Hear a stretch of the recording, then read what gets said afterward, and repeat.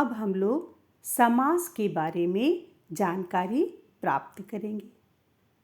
समास शब्द सम उपसर्ग पूर्वक अस धातु के योग से निष्पन्न होता है।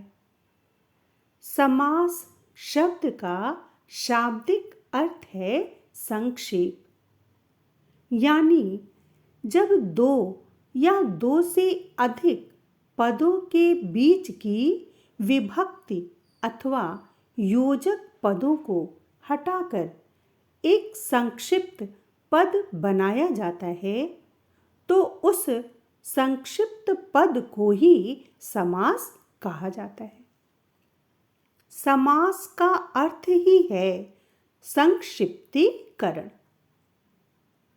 समास कर लेने पर प्रायः पदों की विभक्तियों का लोप हो जाता है और इस विलोपन की क्रिया के पश्चात एक नया शब्द अस्तित्व में आ जाता है।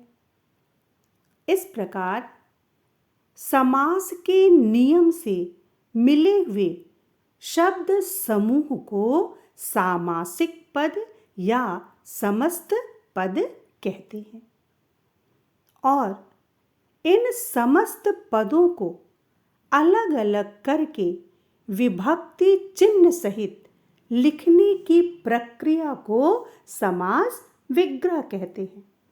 अर्थात समस्त पद में मिले हुए शब्दों को समास होने से पहले वाली स्थिति में ही कर देने को समास विग्रह कहते हैं। समास के दोनों पदों को क्रमशः पूर्व पद, पहले वाले को पूर्व पद और दूसरे वाले को उत्तर पद कहा जाता है। इसके पहले मैंने आप सभी को संधि के बारे में बताया था। आज मैं आपको बताना चाहूँगी कि संधि वर्णों के मेल को कहते हैं।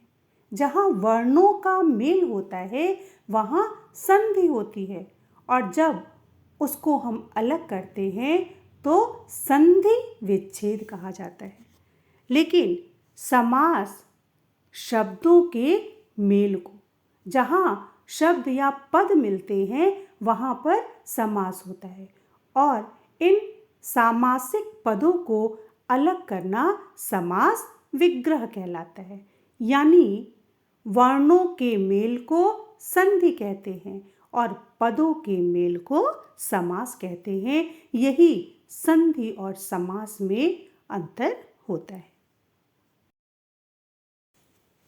जैसा अभी मैंने बताया कि समस्त पद या सामासिक पद को अलग करना समास विग्रह कहलाता है।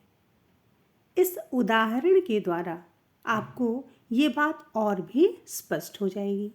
जैसे समस्त पद है हिमालय या हिंदी में हिमालय।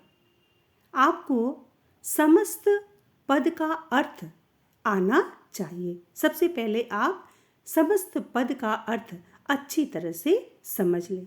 जैसे हिमालय का अर्थ है हिम का आलय, बर्फ का घर, और का के की यह संबंध कारक का चिन्ह होता है तथा संबंध कारक में षष्ठी विभक्ति के रूपों का प्रयोग किया जाता है।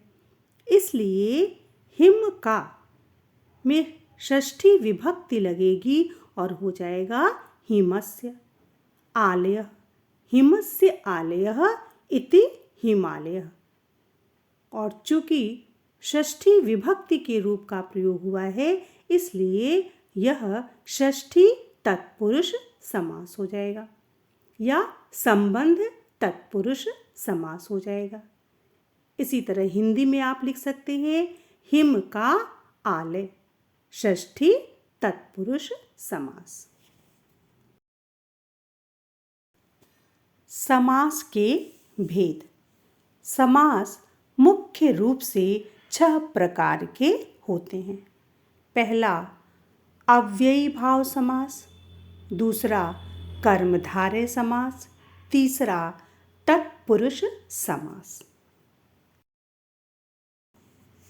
चौथा द्विगु समास, पांचवा द्वंद्व समास, छठा बहुव्रीहि समास।